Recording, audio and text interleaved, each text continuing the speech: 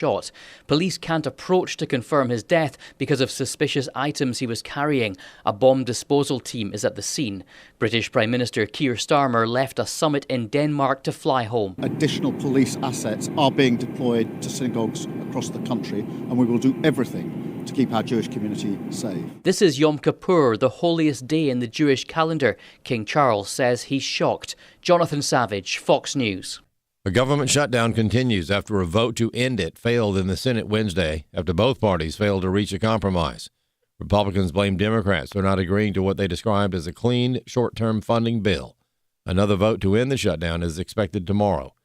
Vice President J.D. Vance says the shutdown will affect critical services. The government does a lot of things. Of course, Republicans think that the federal government probably does too much, but there are a lot of critical things the federal government does that absolutely all of us would agree need to do. Our troops need to get paid. Our air traffic controllers need to make sure that people are flying safely and on time. But White House Press Secretary Caroline Leavitt says there will be consequences for this move by Democrats. Unfortunately, because the Democrats shut down the government, the president has directed his cabinet, and the Office of Management and Budget is working with agencies across the board to identify where cuts can be made. And we believe that layoffs are imminent. They are, unfortunately, a consequence of this government shutdown. Senate Majority Leader John Thune says Democrats have lost their minds because of their hatred of President Trump. They've lost all rationale when it comes to their hatred for President Trump. They can't see straight, they're blinded by it, and they're willing to do what used to be, in their minds, I think, really pretty crazy and stupid things. But that's the world we're now living in. This week, President Donald Trump announced an agreement with Pfizer to bring American drug prices in line with the lowest paid by other developed nations. This is the first agreement with a major pharmaceutical company, and Trump said there is more to come. Phil Kerpen of Unleash Prosperity says this is significant. This is not a price control. This is a voluntary commitment by one of the major manufacturers that they're not going to impose, price controls on their existing drugs or anything like that. But when they launch new drugs in the future, they're saying, we're going to launch it at one global price for the rich countries. We're not going to continue to charge very high prices in the U.S. To make our investment back, but agree to below market prices in the other rich countries set by governments, and that's going to be really, really interesting. A legal firm says it is prepared to defend a social worker that came under fire from his employer. The reason? He refused to go along with a so-called transgender pronoun policy. Travis Tarpo is the social worker's name, according to Mariah Gundiro, an attorney for Liberty Counsel. This is happening now in Oregon. Tarpo sent an email to his supervisor at the Clackamas County Health, Housing, and Human Services Department, explaining his position and that he was not able to comply. The supervisor replied, explicitly threatening to demote Mr. Tarpo, per CBN. The supervisor further said that if word comes back that Tarpo is not complying, he'll be removed from the wraparound coach role. And then after that, if it continues, they'll move into the progressive discipline process. Attorney Mariah Gundiro explained Tarpo's position in an interview with AFN. Kind of what we're seeing all across the country in government agencies, they're requiring their social workers to follow pronoun policies, mandatory pronoun policies, and these policies require employees and social workers and therapists to affirm a child's perceived gender identity, regardless of the age, even if it deviates from their parents' desires.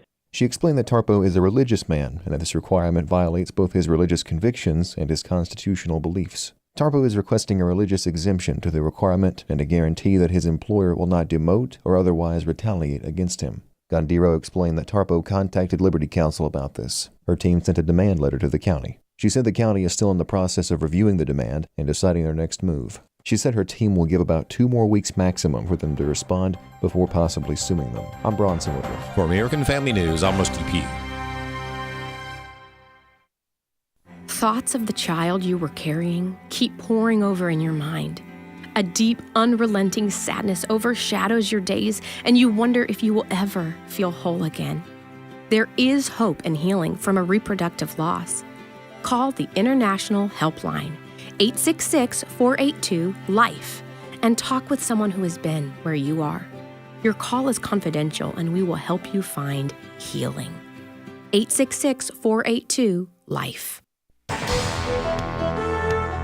Welcome to Today's Issues, offering a Christian response to the issues of the day. Here's your host, Tim Wildmon, President of the American Family Association.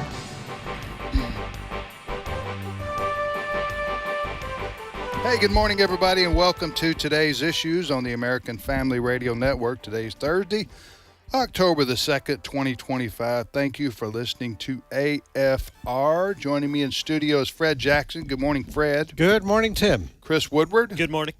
And Ray Pritchard's in Kansas City, KS. How you doing, Ray? Hey, I'm doing great, Tim. How are you doing? Everything's good here. We've got a lot of folks in town for our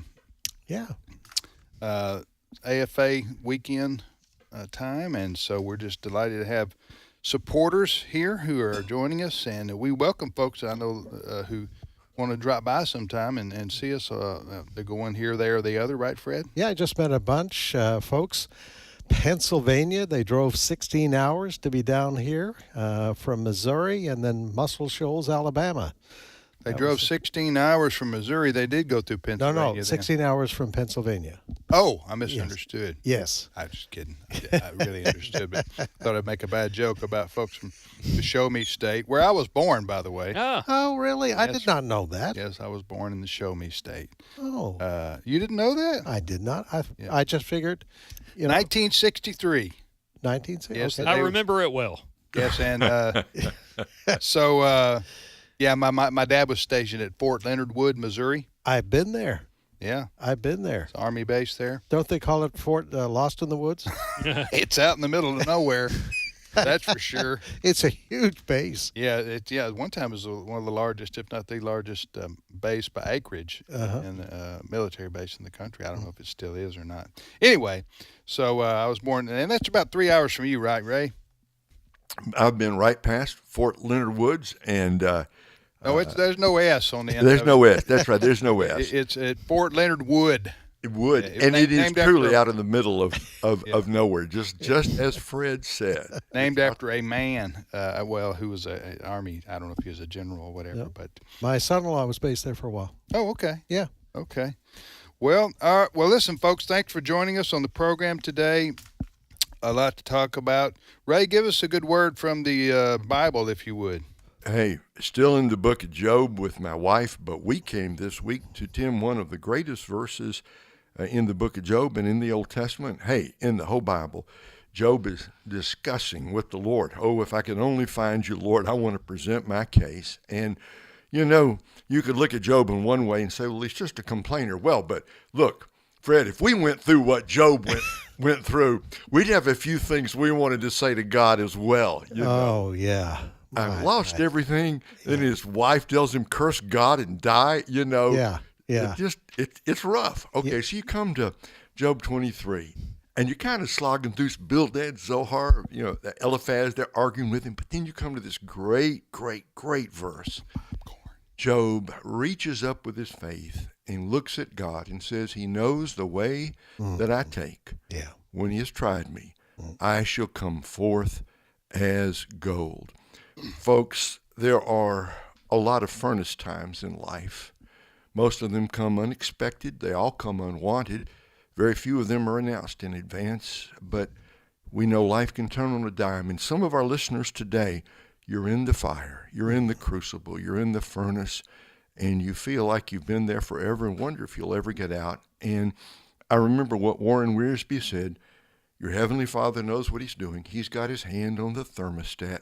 You won't let it get 1 degree hotter than necessary, and you won't be there 1 second longer than you need to be. That's what Job meant when he said, he knows the way that I take when he's tried me. We all go through the trying times. Yeah. And here's the promise of God. When he's tried me, when he's done, I shall come forth as gold. Doesn't mean we'll be rich. No. Unless you mean with the gold of Christian character, with the gold of Christ-like character, with the gold of the dross of life, having been burned away in the furnace, we shall come forth more beautiful than ever because God is using our trials to make us like Jesus. And one final word, Tim, and I'll turn it back to you. When I was younger, which was a long time ago, and I read this verse, I was all jazzed. Gold. Hey, God's going to make gold out of me. I still like that. But it's the two words at the beginning, Tim, that mean so much to me. He knows. When I don't know, he knows. When I can't see, he sees. When life makes no sense to me, God still knows exactly what he is doing. And I am so glad. So, folks, whatever you're going through today, and some of us going through really hard times, or loved ones going through hard times, hang on to Jesus. Don't give up and don't turn away, because eventually the trial will end and you'll come forth like gold for the glory of God. God knows what he's doing, even when we don't have a clue. Amen. Amen. Amen. Amen. Let me ask you this, Ray. I've always heard the expression, we all have, he has the patience of Job. Okay, the question is, did Job really have patience? Well, James makes that very argument. He talks about consider the perseverance and the long suffering of Job. That's in James chapter 5. So it's perfectly biblical to say the patience of Job, but understand there were moments, and more than a few, where Job felt forgotten, he felt upset, and he felt angry. Mm-hmm. And I think when you go through a hard time, you'll go through the whole gamut of human emotions. But the patience of Job means that even when you are frustrated, upset, and fearful, you do not turn away from the Lord. Let me say this, friends.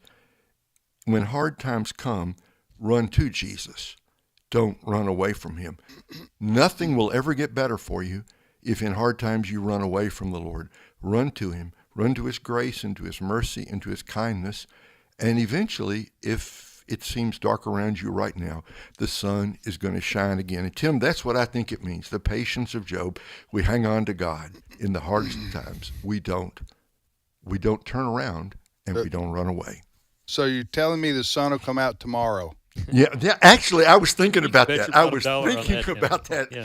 But I couldn't work that into Well, the when you devotion. said it, that's the first thing that popped in my mind. Yeah. What was I the? said you can bet your bottom dollar on that. Little Orphan That's right. Annie. Yeah. Little Orphan Annie. Hey, one thing I've always taken away from Job, and maybe this is why he had patience or perseverance, that guy had terrible friends. Oh, he did. Yeah.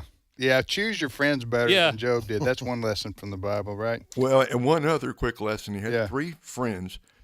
Remember, when they first saw him, they were so overcome. They wept. But they sat in silence for 7 days, unable to say a word. They only got in trouble when they opened their mouth. Yeah, there it is. That's me. All right. I'm going to remain silent for the rest of the show. Fred, take it up. All right. Well, listen, thank you, Ray, for that good word from the Holy Bible and lessons. We hope that you are in the Word of God every day, because we need the inspiration and we need the life lessons, and we need to build our faith in God, because life is a rough and rocky road oftentimes for a lot of folks, for most of us, right? Mm-hmm. You're listening to Today's Issues. What is your first story, Chris? Well, the government shutdown continues. And does it continue? As is the case with any government shutdown, the party leaders are blaming one another for the shutdown. Case in point, we have a lot of audio this morning from Democrats and Republicans. How long has it been shut down? For a day and counting. Okay. It shut down at midnight yesterday morning, and it's still shut down today, although there are reports and speculation that Democrats may come around this afternoon, but who knows? But as I was saying, Democrats are blaming Republicans for this. Democrats say that Republicans are not agreeing to their demands that the government do more in the way of funding for health care and Corporation for Public Broadcasting, i.e. NPR and PBS.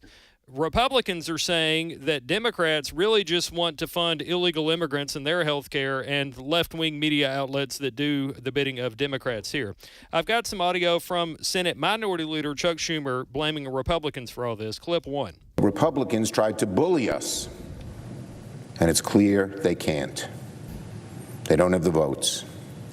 The way out of this is for Republicans to finally roll up their sleeves and get to work.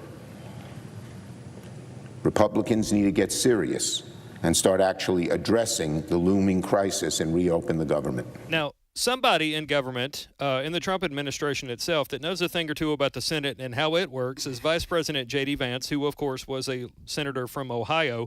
Vice President Vance was at yesterday's press briefing, and he blamed Democrats for all this. Clip 2. The Chuck Schumer AOC wing of the Democratic Party shut down the government because they said to us, we will open the government, but only if you give billions of dollars of funding for health care for illegal aliens. That's a ridiculous proposition.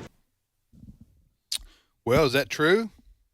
I trust Vice President Vance on that, but I mean, Mike Johnson has some said the same Democrats thing. say it's not true. Well, Mike Johnson agrees with it. The issue apparently is this. During the Biden years, in the wake of COVID, there were subsidies that were added on, so people who were on Obamacare got more money to pay for the extra medical care they had to have during COVID. The Republicans want to get rid of those subsidies because they say those subsidies were also given, have also been given, continue to be given to people who are in the country illegally. So they want to get rid of those subsidies because, as Vice President Vance said, it means billions of dollars of taxpayers' money going to people who are in the country illegally, which they should not be getting that kind of subsidization. Now, what we're hearing this morning is that despite the votes that you've been seeing, which have come up short for the Republicans, there are negotiations going on in the chairs off the main floor. Okay. And one rumor is that the two parties would agree to extend those subsidies for one more year. So that would be a compromise by the Republicans. In return, the Democrats would have to agree to end those subsidies 1 year from now. Okay. You're talking about when you say subsidies, you're talking about funding medical care or insurance. Do you know how that works for people who are here illegally? Yes. Do they apply for? Do you know how this process works? Well, Obamacare and the Democrats have been able to wrangle something through that says, even if you're in the country illegally, say somebody shows up at one of these medical clinics that we see all over the cities. They have to go in and they've got an Obamacare card. Okay. All right. Okay. Even if they're here illegally. Yes. They have an Obamacare card. Okay. And, I don't feel well. Okay. I'd like to see a doctor. I'd like to see a nurse. Okay. They are taken care of. Somebody has to pay for that. Somebody has to pay for that. All right. And Republicans are saying that shouldn't be on the U.S. taxpayer. That is correct. The Democrats saying yes, it should. Yes. Okay. Well, the Democrats are kind of arguing, no, we're not. We're not giving, but they are. And the J.D. Vance yesterday, I think it was, explained that it works through various government pipelines that these medical clinics are reimbursed for that service. Okay. With taxpayers' money. All right. So go ahead. Well, I want to play a clip here of Caroline Leavitt, and the reason I want to play this is because news outlets, like a lot of news outlets, they're trying to find the things that maybe would negatively impact people or should concern people in moments like a government shutdown. Case in point, the U.S. edition of the Daily Mail yesterday had a story that says millions at risk of stroke and heart attack as government shutdown shutters key medical services. In this soundbite that I'm about to play from Caroline Leavitt, the White House press secretary talks about how Democrats care more about illegals than they do Americans. Clip 5. The Democrats refuse to keep the government open over health care to illegal aliens and now have jeopardized critical health care programs for American citizens instead. The Women, Infants, and Children program, community health center funding, Medicare treatment options, and other health programs are now all at risk because of the Democrats rejecting the clean CR. The most vulnerable in our country are being punished because the Democrats want to prioritize illegals over American citizens. Another thing to point out, she talks about that clean CR. I don't have this soundbite because we had a lot of soundbites and I had to get rid of something. But trust me, I'm a journalist. Okay. Yesterday, Leavitt said that Democrats have rejected something they voted in favor of time and time and time again in moments like a government shutdown or a CR situation. So they are rejecting what they have already agreed to in the past. Yep. All right. Well, we'll see what happens there. Government shutdown going on 2 days now. Yeah, it's very interesting. This morning, the Washington Post had an editorial, and we reported this during our morning newscast. They had an editorial that, and the Washington Post, very liberal, they say the Democrats have walked into a trap. Mm-hmm. Because right now... That isn't the first time I've heard that with Trump. You walk into his trap. He's pretty good at setting them, isn't he? Yeah, like now, he apparently is meeting with Russell Vought, who is the Office of... Management and Budget, to look at areas because it's shut down. it gives Trump the power to make a whole bunch of cuts. Right. And so they're meeting to go through the list of departments to Right. see where we can cut. One of the things that was announced yesterday is that Trump has decided not to give New York City $18 billion that they wanted to use to build a second tunnel. B? With a B? Yes, $18 Okay. billion Okay. to build a second tunnel connecting New York City to New Jersey. So he can do that now that the government is shut down. Oh, he has that authority. He has that Okay. authority. That's why the Washington Post is saying, you've done something very dumb, Democrats. Right.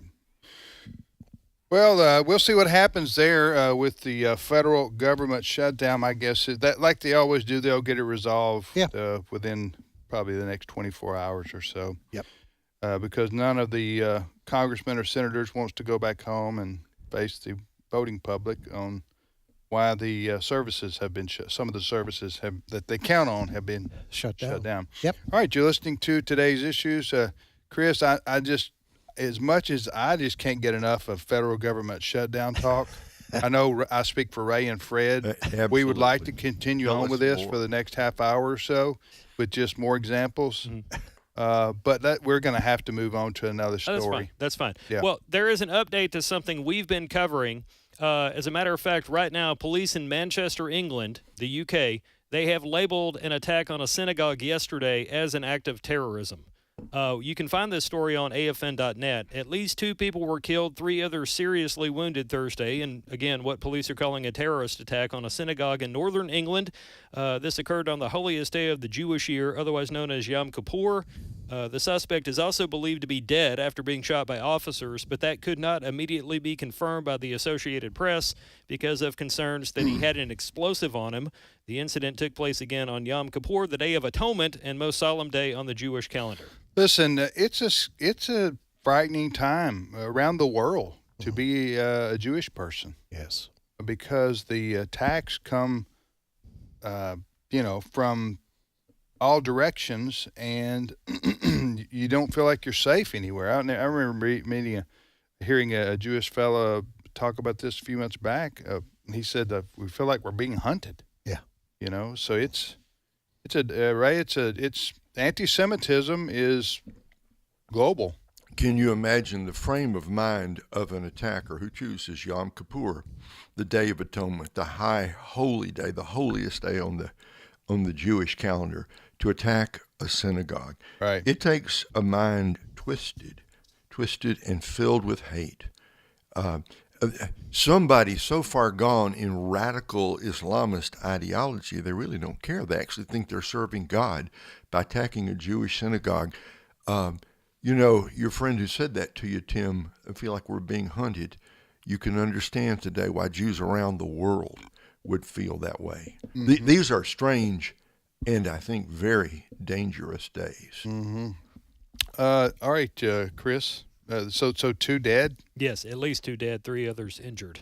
And we hear reports that synagogues, because today is this high holy day, synagogues around the country that are celebrating on Yom high alert. Kippur are on high alert. They've taken, I was listening to some of the Fox hosts this morning who said they, on their way to work, they drive by a synagogue, and one synagogue there in New York, they've put huge, large stones up in front of the entry to block something like this, a guy trying to drive a vehicle through. Right. So that's happening. So be praying for our Jewish friends today.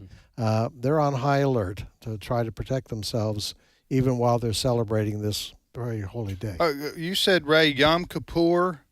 Right, the Day of Atonement. Day of Atonement is the number one holy day for Jews. Well, it's the day in the Old Testament when the high priest went into the Holy of Holies. It's the day in the Old Testament when the sins of the people were placed on the scapegoat and released into the wilderness.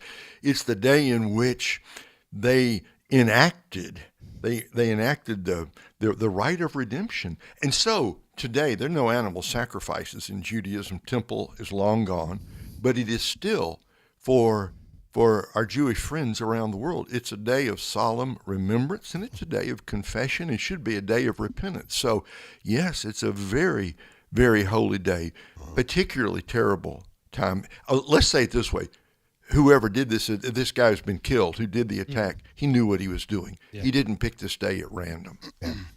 Well, as you say, Fred, we need to remember and be in prayer for our Jewish friends who are, as you say, they're worried today. There's going to be attacks other places because of what Ray just mentioned, the celebration of Yom Kippur at synagogues in the U.S. and around the world.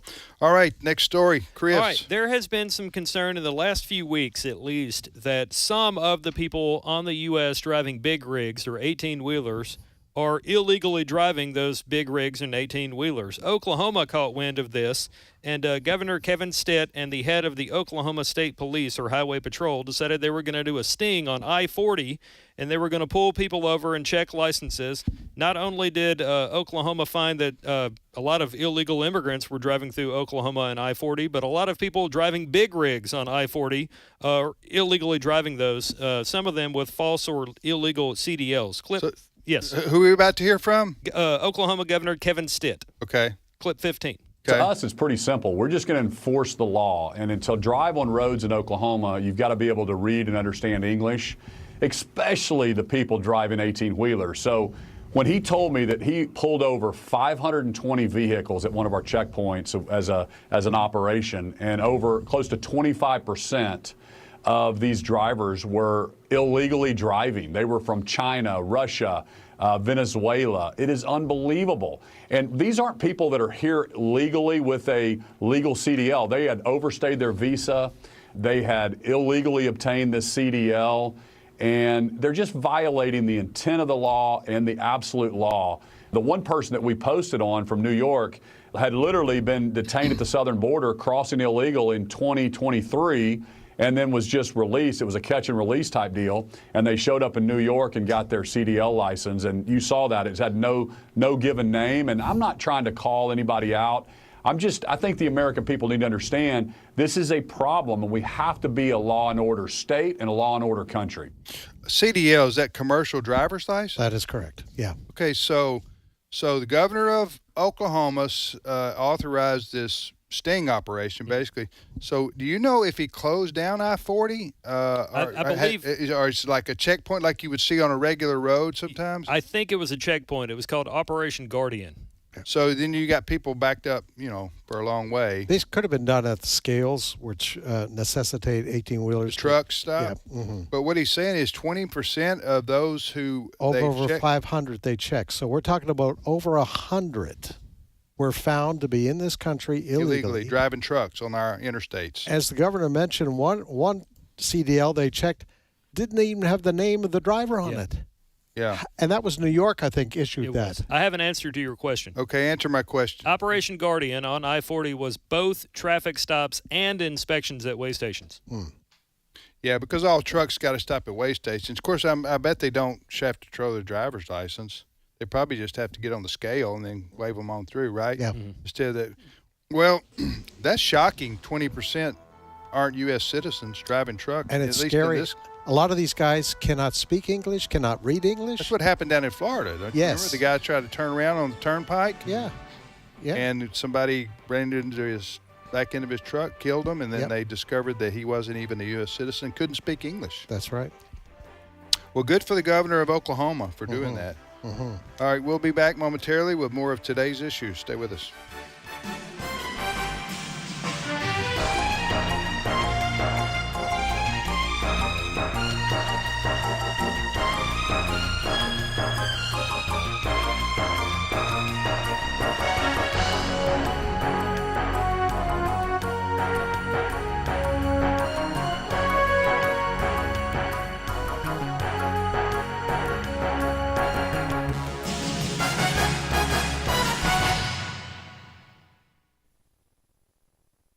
It's my turn. Here is your host for My Turn, Don Wildmon. Some time ago, Reader's Digest carried a story entitled Children's Letters to God. It's an interesting article. It contained actual letters that children had written to God. I want to share some of them with you. One went like this. Dear Mr. God, how do you feel about people who don't believe in you? Somebody else wants to know. A friend, Neil. And then there's another one that read simply, Dear God, What's it like when you die? Nobody will tell me. I just want to know. I don't want to do it. Your friend Mike. And a youngster named Frank wrote this one. Dear God, I saw St. Patrick Church last week. You live in a nice house. Or take the one written by little Maria. Dear God, do you get your angels to do all the work? Mommy says we're her angels, and we have to do everything. Well, Barry wrote, Dear God, church is all right, but you could sure use better music. I hope this does not hurt your feeling. Can you write some new songs? Your friend Barry. Reading over those simple letters from children addressed to the deity reminds one of the scene one day when the master took a little child and set him in his lap and said that the greatest in heaven would be like the little child. I'm quite sure that the great carpenter knew fully what he was doing and saying that day. And his wisdom is evident in the letters of these children. For instance, how does God feel about people who don't believe in him? A good answer would be heartbroken. Or again, what is it like when you die? I guess that kind of depends on where you go. And despite the misconception, God does live in a nice house, a house not made by hands. And to answer Maria, no, God doesn't use his angels to do his work. He uses his servants here on earth, and sometimes it doesn't get done.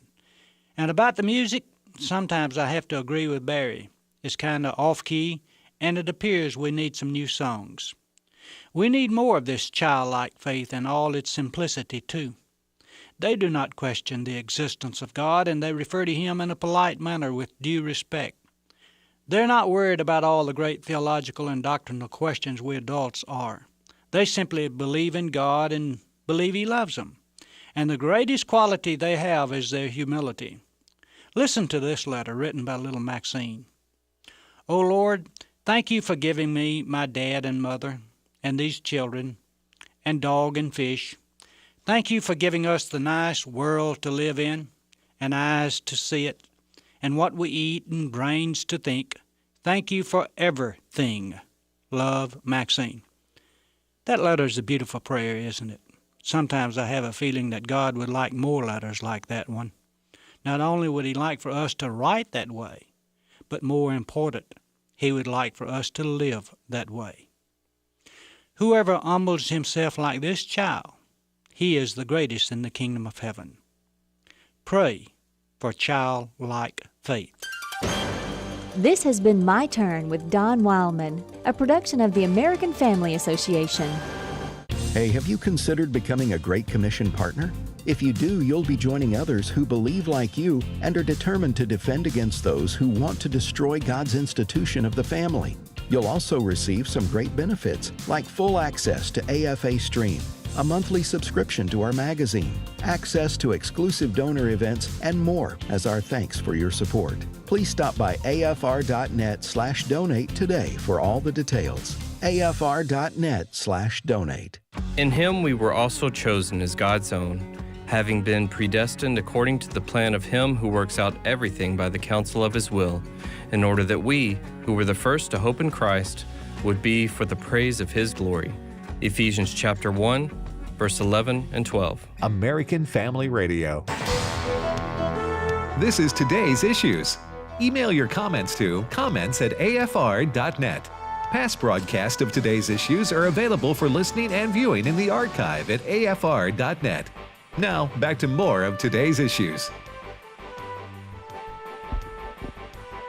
Hey, welcome back, everybody, to today's issues on the American Family Radio Network. Thanks for listening to AFR. I'm Tim with Fred and Chris and Ray. If you want to be on a co-host of this show, you need to apply. You need to have a one-word syllable name, right? Yes. Fred, Chris, Tim, and Ray. No Alphonse. Well, Wesley's here on Tuesdays and no who? No Alphonse. What is that? Alphonse. Just a name. Is that a Canadian word? Oh, yeah. Alphonse. Alphonse. Yeah. Alphonse. Yeah. Alf. I just wonder where you came up with that. We could call him Alf. Alf. Yes. Well, that was a TV show in the 80s. That's You remember that? Oh, yes. I actually had Alf Valentine's cards when I was in kindergarten. Really? Mm-hmm. Random story. How did that change your life, Chris? I didn't get the girl, but I turned out better because I later met my wife, and we've been married for 20 years, going on forever. Boy, there's a life story for you. Yeah. So it all worked out. Yeah, see? You have All to have right. the patience of Job. There you go. As they say, moving right along. Okay. We have our friend Sandy Rios with us.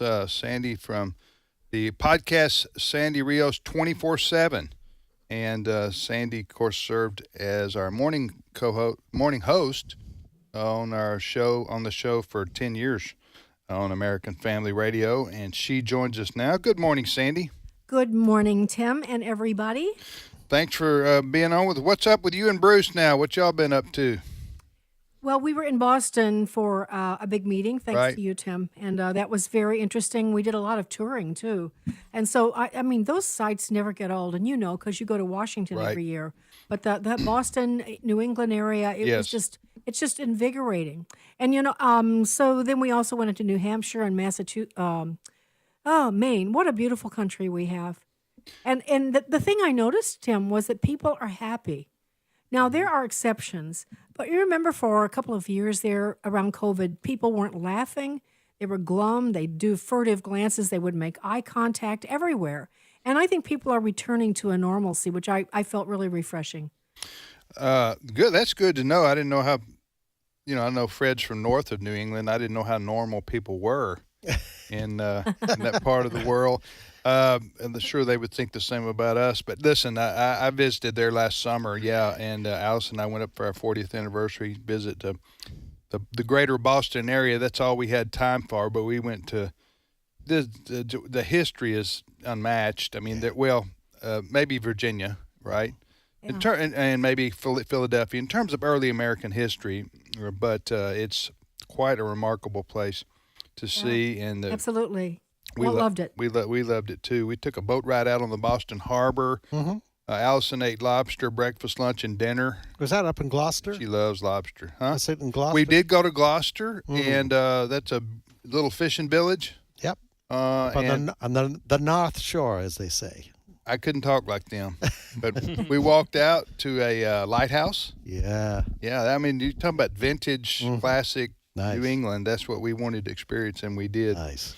While we were there, and do what we do want to go back and go to those places you mentioned. Maybe drive up to Fred's home area there in Nova Scotia. Nova Scotia. How far is that from Maine? Not that far, actually. Okay. You have to drive through New Brunswick. To get to Nova Scotia. Yeah. And this is a great time of the year to go. All right, Sandy. What? Let's see. What are our topics for today? You go ahead and talk about what you want to talk about.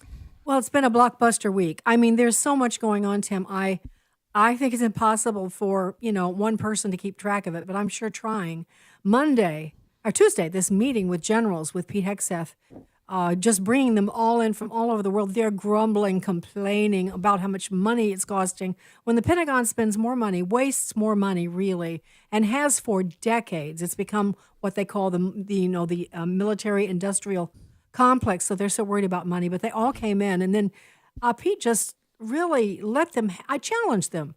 I guess let them have it would be true, but also just laid it on the line. And I think they're so pompous, and they, most of them didn't want Pete. I mean, there's this very culture that's very full of hubris. And then I thought that when he said there'll be no more, dudes in dresses, and there'll be no more fat generals in the halls of the Pentagon or fat soldiers, I felt that was actually, as funny as it was, that was, especially the weight thing, was something that really actually reduced them to where they should be. Kind of a moment of, oh my gosh, even if they don't say it, kind of embarrassment. And I thought that was brilliant. And of course, it's important. We can't have a fat army, a fat navy, we can't have that. Look at Lloyd Austin, how heavy he was. This has gotten out of control. They're not fit. And we look at the Chinese army, the even the North Koreans, they are reloaded and ready for war. And so here we are, fat and lazy, and he's changing that. And I'm glad. Yeah, Pete Hegseth. Fred, would you? Well, my son-in-law was in the military for a while, and he was a drill sergeant. And our Secretary of War addressed that the other day, because what happened, the standards were really lowered for the recruits coming in. Sandy, when you mentioned the physical requirements, and what the Biden administration did was set up kind of a semi-boot camp for the fat people wanting to get into the military, to give them some time to lose some weight so that they could get through boot camp. Now, that's what Biden did. Yeah. It's and also the standards started being lowering during the Obama years and even maybe the Clinton years. One other issue on this, I did a long interview with Elaine Donnelly. Elaine is the founder of the Center for Military Readiness, and she and I have been friends for years.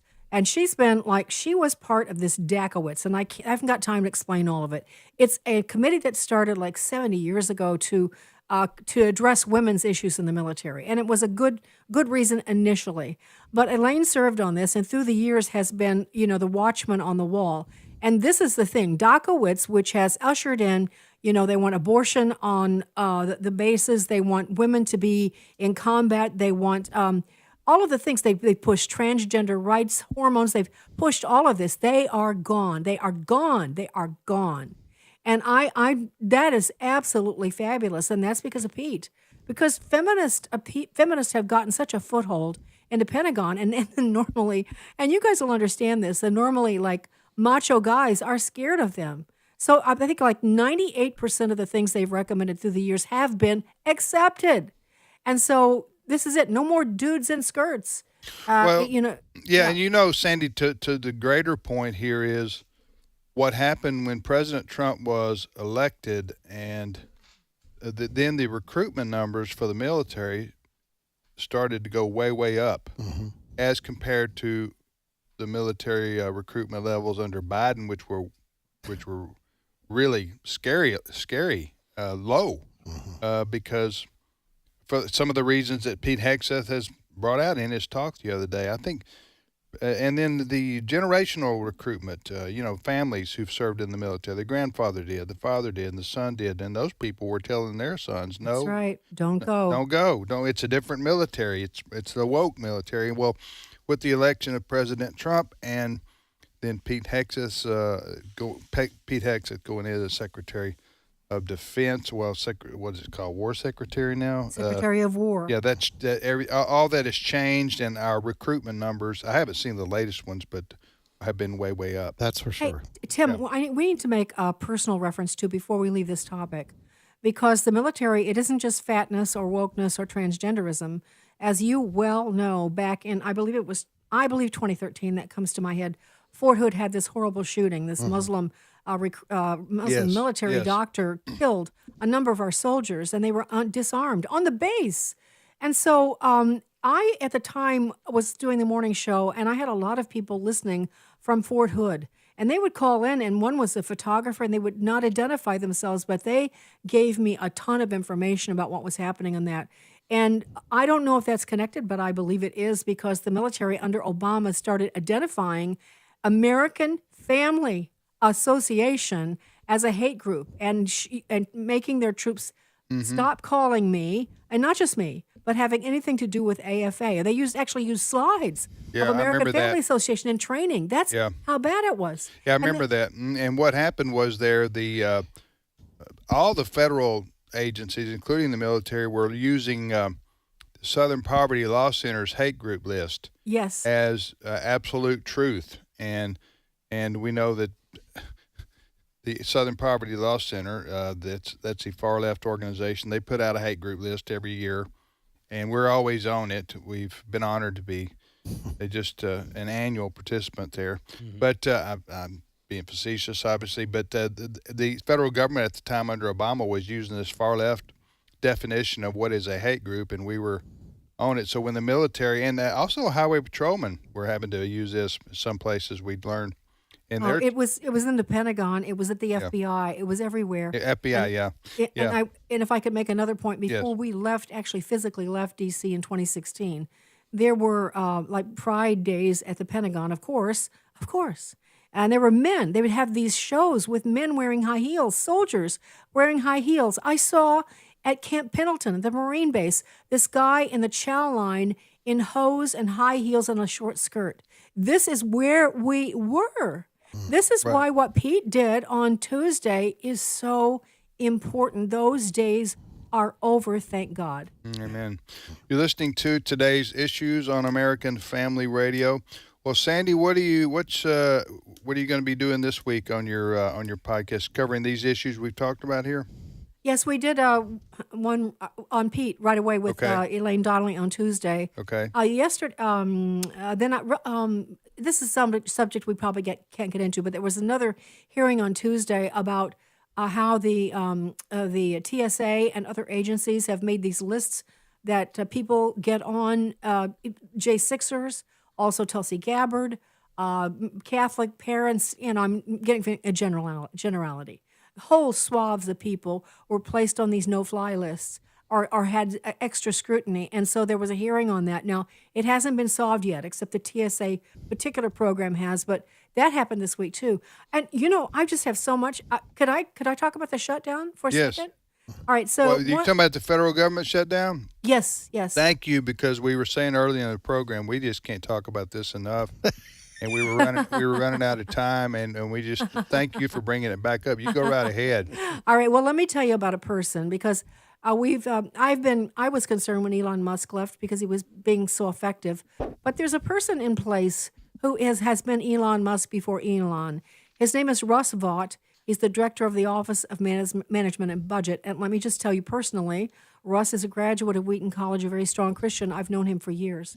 He is a wunderkind. He's right now wearing 3 different hats. He runs that budget office. He's the director of the Consumer Protection Bureau, and he's running USAID. Now, the reason I mention Russ is because I'll give you an example of the kinds of things that Russ is doing.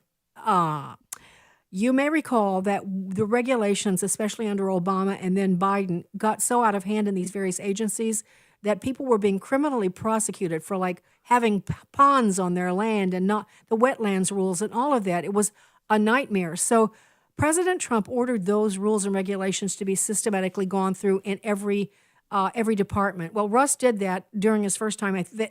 What they shot for was to eliminate 2 rules for every one. Well, guess what? Right now, they are eliminating these ridiculous rules at a rate of 30 to 1. They're saving billions in our government and just taking the handcuffs off of Americans. And it has to do with EPA emissions and cars and electric vehicles and utilities and all of that. But the other thing is that during this shutdown, Russ has a plan. And the Democrats are having a fit. He's announced a couple of things that you may not have heard or may have. They have now halted $18 billion to New York City for infrastructure because of their DEI in hiring positions. So New York is going apoplectic, and so they're doing that. They've also cut $8 billion in green new scam funding in a bunch of states, and they're all like California, Colorado, and I could go on and on. There's a bunch of them. So that's being done too. They're also going to. They're going to be firing a ton of people. People are going to be let go. I'm not prepared to explain that to you because I've got to read more about it myself. Mm-hmm. But we are expecting tons of government workers to just be disappeared and on the payroll during this shutdown. And I also think, and again, I can't confirm this either, but I think there are going to be a lot of appointments during this shutdown. So this is a great gift. It could be a good thing. Oh, it's a good thing. They're just not saying that. I'm just telling you. They're not bragging about that because it is true that the Democrats are responsible for this shutdown, and they have always used those shutdowns to blame the Republicans for shutting down the government. So the whole script has flipped. And have you seen the meme of Joaquin Jeffries in the hat with the mustache? The sombrero? Yes, sombrero. Yes. Yeah, it's like a greeter at a Mexican restaurant there. Yeah, with the President Trump doing a mariachi band behind him. Yeah, that was funny. It's masterful. Absolutely. So Russell Vought is a name, we don't say this often, but I would say people need to pray for him. Yeah. Yes. Do you remember in particular because this is a critical role in the Trump administration. Oh, absolutely. The Office of Management and Budget, and as you say, he's doing a lot of hard work to downsize the federal government size. Yeah. Remember the exchange when he was first nominated for that job? He came before that Senate panel. Bernie Sanders went at him about his Christian beliefs. I don't know. I remember that. Yes. I remember that. Oh, that was nasty. That was just really nasty. Basically told him you're unqualified. I'm paraphrasing now, but I almost got it exactly right. Bernie Sanders told him, because of your Christian beliefs, you're unfit to be right. To have a role. Yes. I'm pulling up the quote for you here. Yeah. Talk amongst yourselves. Yeah, that's what he said. That's what Bernie Sanders said. Sandy, to your point, that may explain why the Washington Post apparently this morning has an editorial that says the Democrats have walked into a trap. That's the way they put it. I feel really sad about that. Yeah. I want to tell you who else is working with Russ. Do you remember? I know you do. I'm going to kind of slow walk it here. The Justice Department official who was apprehended on his driveway in his underwear one morning while he was pulling out of his home in Virginia in his underwear. And so there were these photos. He had his white shirt on in his underwear, and they were raiding his house. He was the one executive in the Department of Justice that tried to do what was right on the 2020 voting. He tried to encourage people to actually investigate these things that were coming up in the Justice Department, and he became a piranha. I mean, they just hated him. So this was harassment and humiliation. They're trying to take away his law license in the District of Columbia. I mean, he, like John Eastman, has really been through heck, and he also is a very strong Christian. And I would also add, because I think this is cool, maybe it's self-serving, but I'm just proud of it. Jeff listens to my show. He used to listen all the time. Jeff Clark is working with Russ, and they're just knocking it out of the ballpark. They have unleashed monsters, and I'm thrilled. I'm thrilled. And by the way, a lot of these FBI whistleblowers are being restored. Those IRS whistleblowers that blew on the big guy and Hunter, they are actually running the IRS now. They're actually running. They don't have the official titles, but they're running the IRS. How the tables have turned. Yes, I know. I'm excited. I really am. We can tell. Yeah. No, you're more beyond excited. You're giddy. Yeah. When have we ever? I know. God is so good, Tim. Amen. We have for so many years, I think, felt just hopeless. And every conversation was hopeless. It's more and more bad news, and lives are at stake, as we all know. Yeah. And so our health, everything, our safety. And so to continue to have, and I lay it all at the feet of God. I just think God is having mercy on us, as we saw at Charlie's service. Mm-hmm. All of these leaders that we have now, not all of them, but many of them are just strong believers in the Lord Jesus, bold and courageous.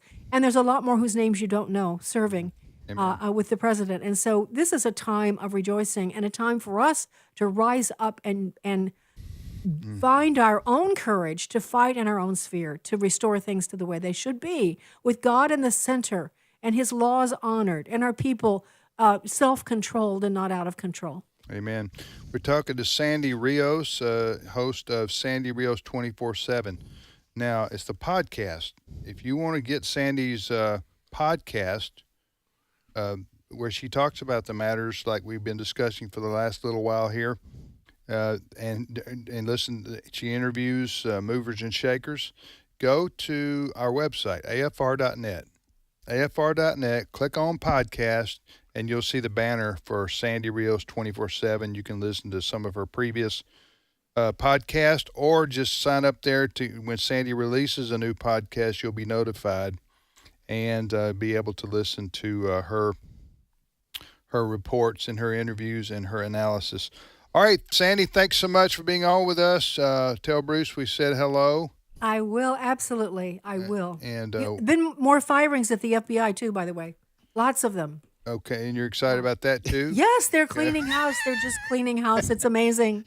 Happy, happy, happy. Okay, well, maybe we'll have Bruce on next time to talk about that. We will. You should. Okay. We'll get it. Thank you, Sandy. Appreciate it. Okay, my pleasure. Love you guys. Okay, Talk love to you soon. too. Bye-bye. Bye. Bye. Wow. I'm ready to go. I Fred. tell you what. Sandy's, huh? She's, I used to call Sandy Debbie Downer. Because she'd come on here and we'd do interviews, and I'd be excited about something. And she'd say, "Yeah, but Ray." Sandy was Debbie Downer. Now she's but now she is up and ready to go and excited Ellen. I don't know. I'm trying to get it right there. Kick I don't know. it off. Made up Let's that. go. And yeah, let's hey, go. I like the idea that these whistleblowers have been restored. Yes. Got some honorable people heading up the IRS. This is wonderful news. Yeah, absolutely. You're listening to Today's Issues on American Family Radio. You know, the last presidential election, we say this about every presidential election because at the moment it is true. You can make a case for it, but it's the most important election in a long, long time. Let's say the election I'm saying was the most important presidential election in a long, long time, because had the United States of America chosen to go with Kamala Harris and the far left Democrat Party, I mean, it would have, to me, it would have, I don't know, it would have symbolized just the end of our country as we've known it. Yeah. Right. Yeah. You know, I look back, remember going back 1979, hostages being held in Iran. Yeah. Jimmy Carter up for re-election. Right. That was a God thing. Yeah. How that all worked out. And then Ronald Reagan was elected. In this last election, Joe Biden goes out, tries to debate Donald Trump. Right. It's an absolute disaster. Right. It's getting late in the game. Right. So they go with Kamala Harris. Right. I mean, it's just God's hand had to be in that. Yeah, and we know what happened. You know, and President Trump also won the popular vote, which I think was very significant. First time in 20 years that a Republican has won the popular vote. Yeah, so that he won the popular vote, and obviously he won the Electoral College. Listen, you know, President Trump, you know, I say he's good Trump, bad Trump. His bad Trump, the time, Ray, that he has a bad Trump, it's mostly something dumb he says. That's right. That's right. Or something, some kind of an action that he takes that is just like going, what? You can get good Trump and bad Trump back to back, right? You get, the same day. The same interview, right? Yes. But as Wesley, my son, points out, and as Sandy would point out, on whole, President Trump's policies and the people that he has in his administration, on whole, are excellent. And they're very good for our country, the policies. I read the other day where these tariffs that he initiated, and this was being acknowledged by liberal news publications, that everybody thought, and who knew? I didn't know anything about tariffs, so I thought, well, is this going to lead to some kind of trade war that's going to be disastrous for us? Well, it hasn't. At least yet, and it's bringing in a ton of money to our country. Did you guys see this? Oh, yeah. It goes to show you that you shouldn't believe everything somebody on the television tells you. Right. Yeah. No, the left-wing media. You mean not everything on the internet is true? Yeah. That's what I've heard. Shocking. Wow. So anyway, listen, President Trump is not perfect. They don't tell him that, but... If you did, he wouldn't believe you. If you did, he wouldn't believe you. But the man has done, as I say, if you're just going to grade him out, not day to day and some of the dumb getting into it with Rosie O'Donnell and stuff like that. I'm talking about just policy and how he's handled the presidency. You got to give him a 9 out of 10, I think. Yeah. Huh? Yeah. Don't you? Especially coming off the 4 years that he experienced under Biden. Right. We'll be back momentarily with more of Today's Issues. Steve Paisley Jordahl will be with us in a few minutes.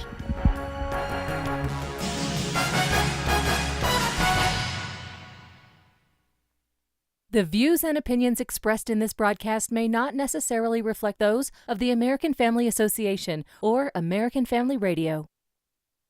Faith, family, freedom. American Family Radio. If God could speak, what would he say? The Bible subjects itself to historical verification. He says, we saw this. We go to the Bible wanting to hear what the living God has to say to us. When God speaks, what does he say? The God who speaks. Visit stream.afa.net. This is American Family Radio, a listener-supported ministry of the American Family Association.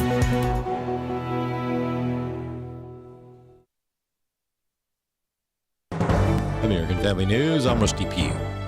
The government shut down in its second day as lawmakers remain deadlocked. Republicans are accusing the Democrats of holding up the talks as Democrats demand an extension of Affordable Care Act subsidies that are set to expire. White House Press Secretary Caroline Leavitt blames the shutdown on Democrats, saying they are trying to undo the president's spending cuts. Tens of millions of Americans across the country voted him back to this beautiful White House to implement that promise, and he did. And now Democrats want to undo it, and they are holding our country hostage. They are holding the American people hostage. President Trump writing on Truth Social Wednesday he plans to talk with his Chinese counterpart Xi Jinping about trying to get China to purchase more U.S. soybeans and other crops in their upcoming discussions in a few weeks. The president accusing China of not buying soybeans in order to exert pressure on U.S. farmers.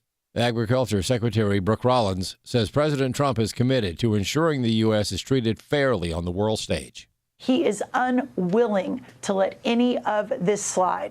So yesterday was another marker, I think a line in the sand, if you will, that China needs to stop playing games and that we've got to move forward. And they need our product. It isn't that, they're sitting there with their bins full. They need our product.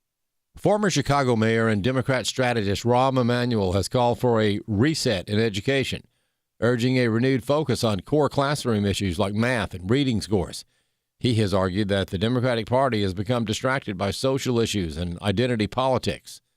New York Post columnist Miranda Devine says she agrees with what Emanuel is saying, but she has a problem with what he is not talking about. He hasn't really pinpointed the prime problem for public schools in this country, and that's the teacher unions. And Randy Weingarten, who has run those unions in one way or another for 3 decades, is running around promoting a book about fascists, which of course she means Donald Trump. That's right. And she is wearing a paperclip on her lapel as some sort of symbol against fascism. But she does not mention a word about the historic lows that children in this country are suffering in their education progress. And if you have 65% of children are graduating from school without knowing how to read, they are being consigned to a life on the margins. And, Chicago is one of the worst. So is it any wonder that gang violence in Chicago is through the roof? We need to be a law and order state and law and order country. That's what the governor of Oklahoma said after authorities found many illegal aliens driving 18-wheelers. Chris Woodward has more. During an effort on Interstate 40 known as Operation Guardian, Oklahoma State police officers encountered more than 500 people and turned 120 over to ICE. Some of the offenders had unverifiable licenses for the big rigs they were driving. Governor Kevin Stitt told Fox News Channel that you cannot do this in Oklahoma. To drive on roads in Oklahoma, you've got to be able to read and understand English, especially the people driving 18-wheelers. So when he told me that he pulled over 520 vehicles at one of our checkpoints as an operation, and over close to 25% of these drivers were illegally driving. They were from China, Russia, Venezuela. Stitt said these are not people here legally with a legal CDL, rather people that had overstayed their visas and or illegally obtained their CDL. One person that we posted on from New York had literally been detained at the southern border, crossing illegal in 2023, and then was just released. It was a catch and release type deal, and they showed up in New York and got their CDL license, and you saw that. It had no given name, and I'm not trying to call anybody out. I think the American people need to understand this is a problem, and we have to be a law and order state and a law and order country. I'm Chris Woodward. British police have declared that a deadly rampage at a synagogue that killed 2 people on the holiest day of the Jewish year was a terrorist attack. The Metropolitan Police spokesman said the assailant was killed by officers and 2 other suspects were arrested. More news online at afn.net and download the AFN mobile app. I'm Rusty Pugh. Some Christians wonder if boycotting businesses is really biblical, and that's a fair question. Ed Vitagliano and M.D. Perkins address that subject in depth in the AFA Cultural Institute video, Stewardship in Action, The Power of the Boycott. They share the purpose of boycotts and show how they can impact the culture. We're giving that DVD to you free as our thanks for supporting AFA this month. Go to afa.net today for more details. afa.net. Today's Issues continues on AFR with your host, Tim Wildmon, President of the American Family Association.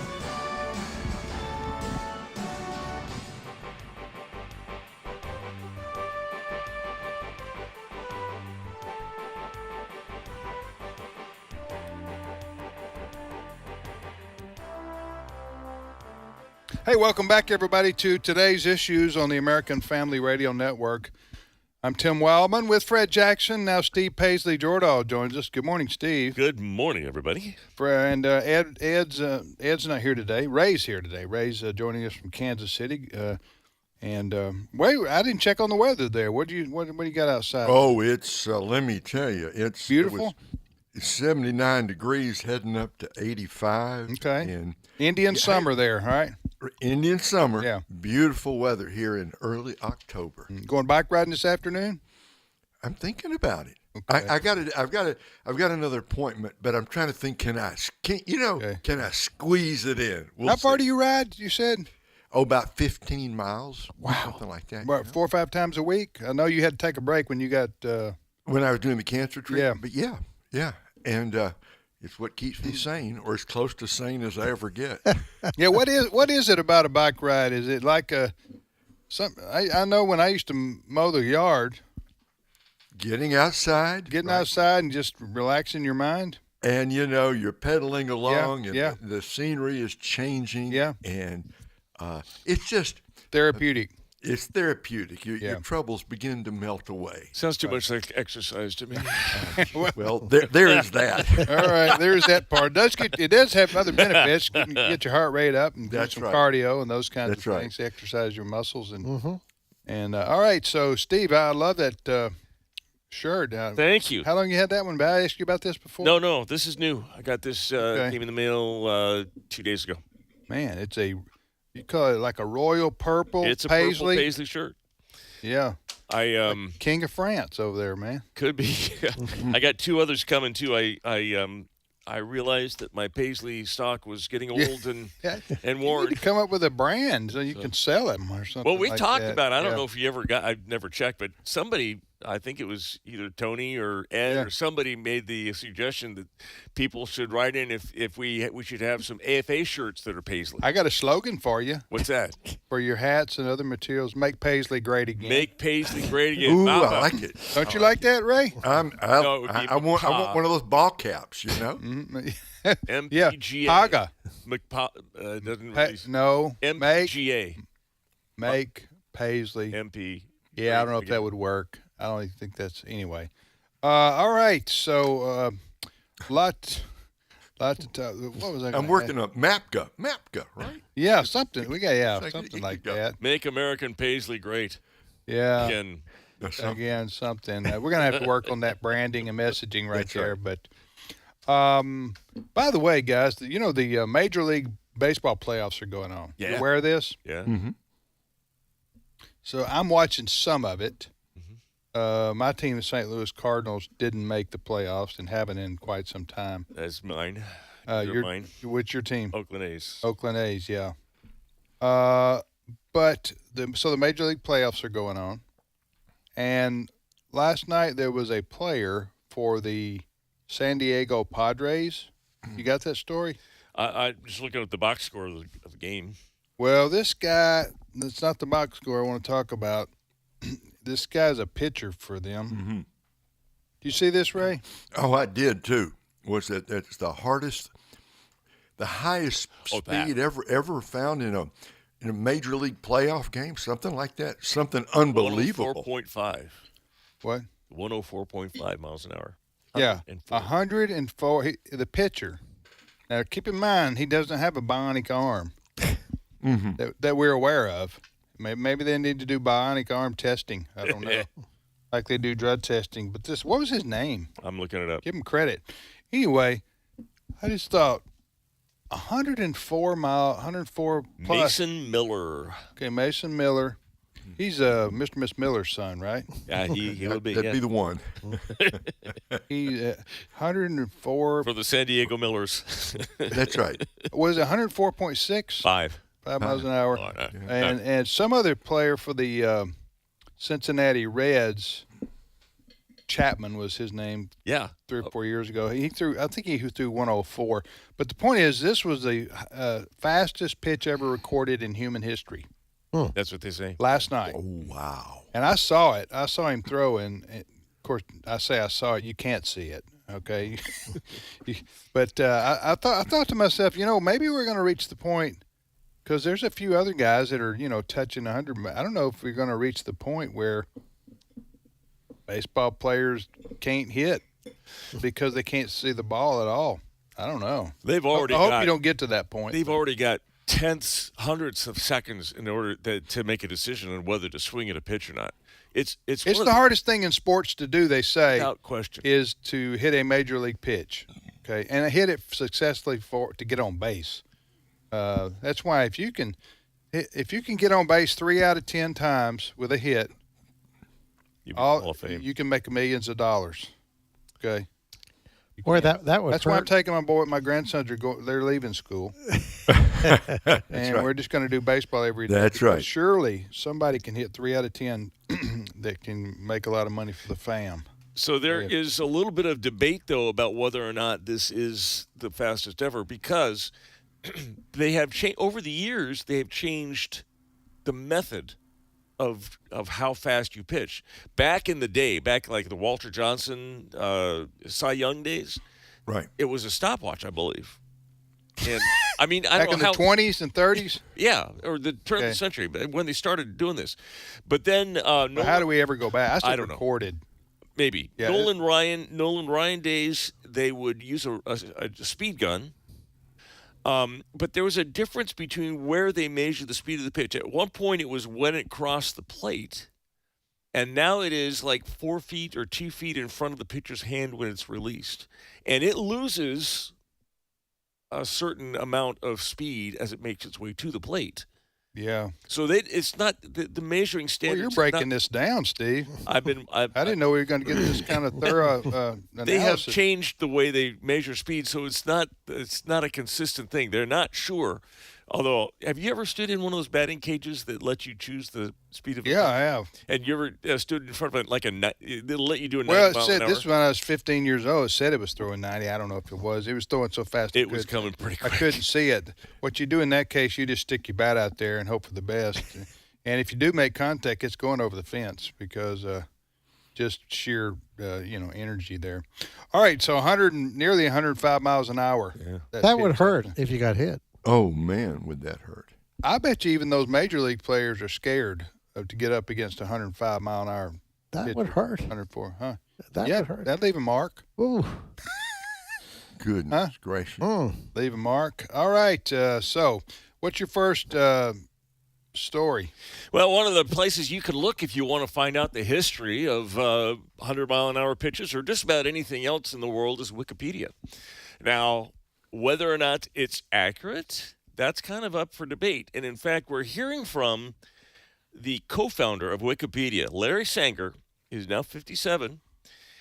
He co-founded the site in 2001 with a guy named Jimmy Wales. But he's a little disillusioned. Outlaw Jimmy Wales? Outlaw Jimmy Wales. He's a little disillusioned. That went over a whole lot of it. Oh, did it? Okay, well. But still. Either you got the joke or you didn't. It's good. I got it. It's good. He says that the site has been corrupted by woke ideology. And he's not happy, and he's given some tips for solutions. Okay, so this was interesting to me. I found this story. So, Fred, this is Wikipedia is used by everybody, right? We either use it, we all use it, and we use it on a subject we want just the meat and potatoes. Right. Okay, we don't want to have to go searching the internet for it. We want the meat and potatoes, so we go to the Wikipedia page, which usually contains that. What this gentleman is saying here is what I've seen. We've seen it before on certain topics and people and causes. Is that Wikipedia has a liberal bias. And that's what this gentleman, who's the co-founder, is saying about the company he co-founded, and he said they can no longer be trusted. Basically, is what he's saying, right? Mm-hmm. Yeah. So just keep that in mind when you go out and search things on the internet, and you start with Wikipedia, that they have a noticeable. This is what he says. What secular, liberal, or progressive? Systemic bias is what he's calling it. So, by the way, did you ever find out how this works exactly? The editing part of it? Kind of. I did. I had a little bit. Yeah. So tell our listeners how a Wikipedia page may be, how the content is developed, and how it can be edited. Okay. There are some standards for what qualifies as a page. Okay. But anybody can be an editor. Okay. You just have to set up your own account, and then you can start editing. However, though the platform is volunteer run, and I'm reading this from Wikipedia, no, from the Daily Mail. Though the platform is volunteer run, just 62 accounts, they wield the most power and can appoint or remove administrators and oversee problem editors. Only 14.5% of those powerful editors use their real full names, which is a concern. But basically, what he is saying is these editors uphold an ideological systemic bias, which he has coined as GASP. It's globalist, academic, secular, and progressive. So if you want to be an editor, you can, but you have to work your way up through. But does somebody, maybe you don't know the answer to this question, but okay, say you want to edit. I want to go on, and I know in the past we've been told that we can't edit the AFA Wikipedia page. I don't know who controls this. I mean, I don't know, who decides what's able to go on the page. You say anybody can be an editor, but they must have gatekeepers. Somebody's a gatekeeper. Somebody ultimately decides who they let to be an editor, right? Yes. And if that person is a activist, progressive person, they're going to have bias, and they're going to try to. This is what ChatGPT. This is what I looked up. Okay. Who can be a Wikipedia editor? Anyone can do it. Here's how to get started. You have to create an account. While you can edit without an account, having one gives you more credibility and access. Then you have to learn the basics. Start by understanding Wikipedia's editing guidelines. It's supposed to be a neutral point of view. It has to be able to be verified, and you can't add your own opinions or unpublished your own research. It has to be a published source. It says start small by editing existing articles, fixing typos, and that kind of stuff. There's what they call a sandbox when you can practice editing.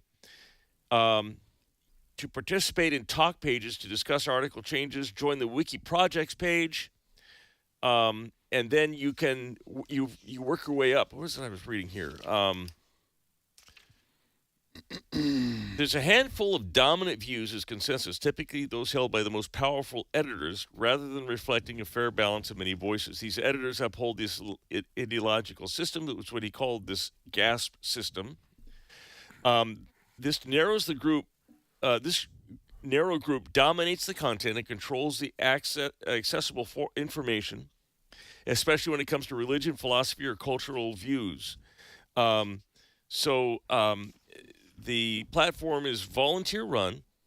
62 accounts wield the most power and can appoint or remove. They're the ones you have to convince if you want to. They have the final word, basically. Okay, so I was looking up AFA's Wikipedia, and I hadn't looked at this in a year, I guess. And most of the stuff here is pretty factual in the first two paragraphs. And then it gets to this paragraph. AFA has been listed as an anti-LGBTQ hate group by the Southern Poverty Law Center since November 2010 for the propagation of known falsehoods and the use of demonizing propaganda against the LGBTQ people. As an aside, I always get a chuckle out of people who don't believe in demons saying that we're demonizing people. Yeah.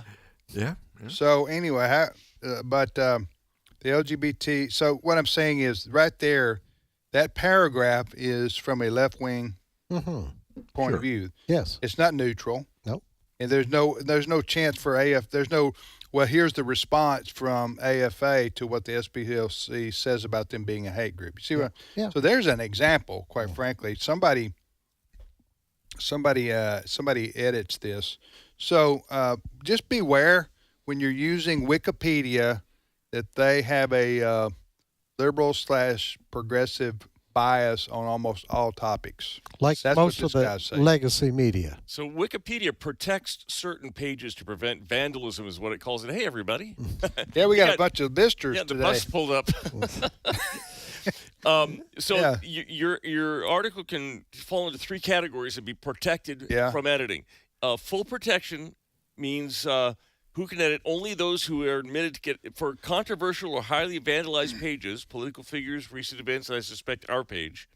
It can be semi-protected, which would be for persistent vandalism from new or anonymous users, or extended confirmed accounts, which are for pages prone to coordinated disputation. What was the last word you used? Disruption, actually. I can't read. I'm blind.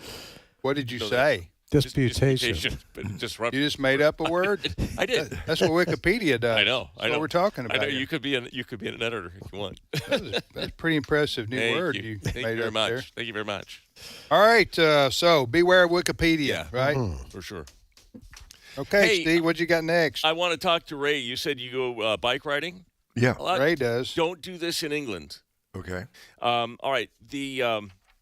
The English government has, and I'm finding the British police say they will no longer investigate bike thefts at train stations. No. They have decriminalized bike theft. What?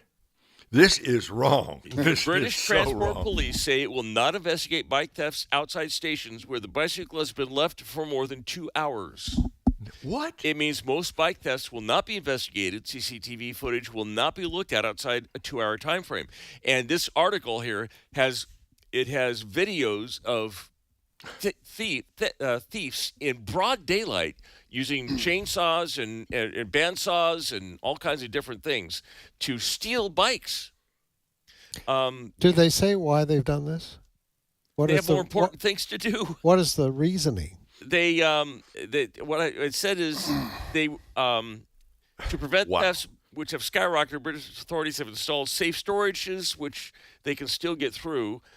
They do it because they don't have time. They're have bigger things to worry about. The more time our officers spend reviewing CCTV, the less time they have available for patrolling railway stations and trains, investigating crimes which cause more harm. One of the things that they're still investigating, of course, is posts on social media that they don't like. They have time for that. Yeah. Yeah. This same article, and I'll send it to Brent. He can post it. Same article has a British judge sentencing a guy that posted something that he didn't like about immigrants online, and he was sentenced to 2 years in jail.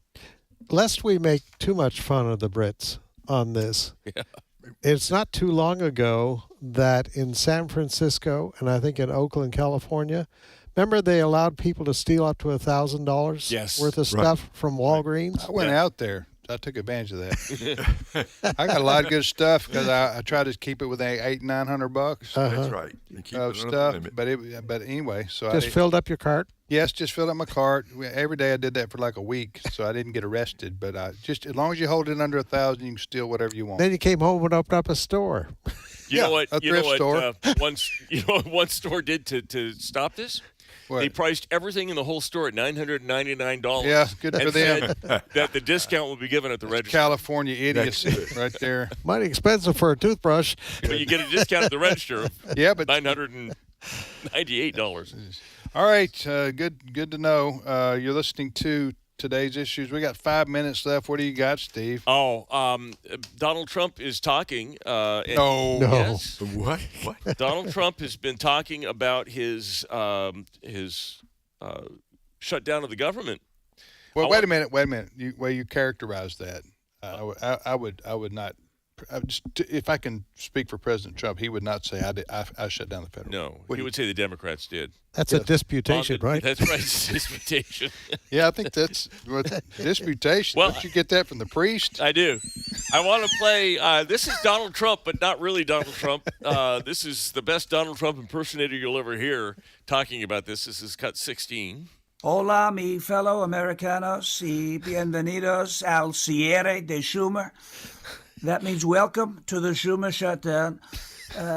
We call it the Schumer siesta, right? It's the Schumer siesta.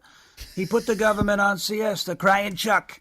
And El Hakimo Jefe Jeffries, we used to call him Dollar Store Obama, till we realized he's worth far less than $1.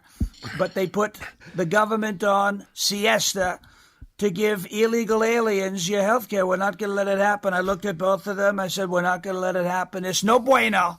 I said, it's no bueno. They begged me. They said, but senor, por favor, please give illegal aliens the health care. I said, we're not going to do it. We're never going to do it. It's not going to happen.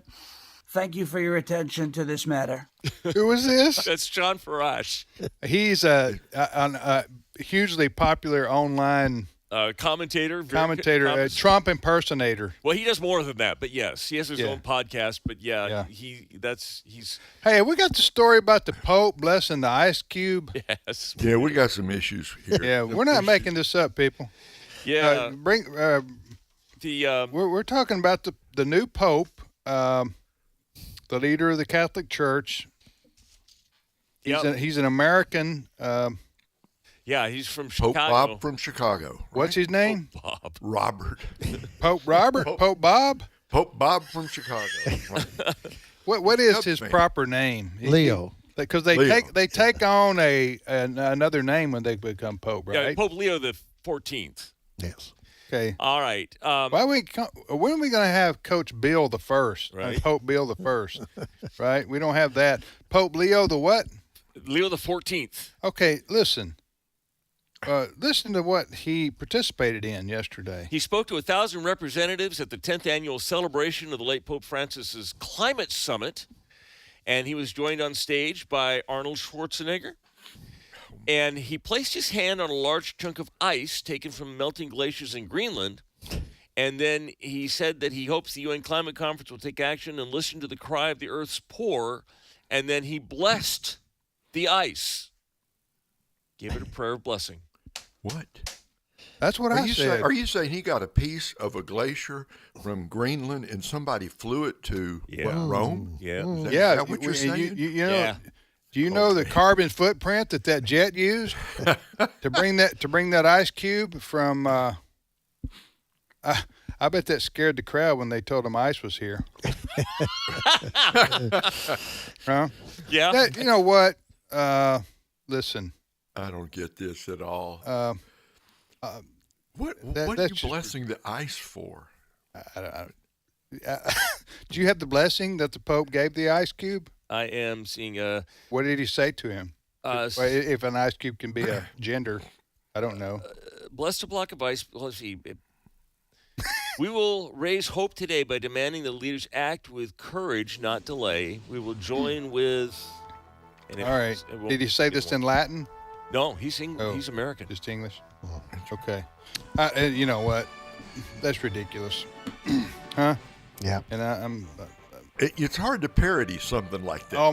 All my Catholic friends would say the same thing. That's ridiculous. Yes, they would. Okay. Surely the Pope can find something better to do than go around putting his hand on ice cubes, blessing them. You would think. Climate change religion's what it is. Huh? Yep.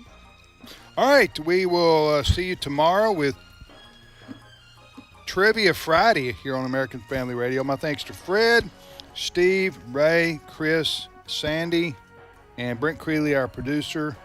Have a great afternoon, everybody.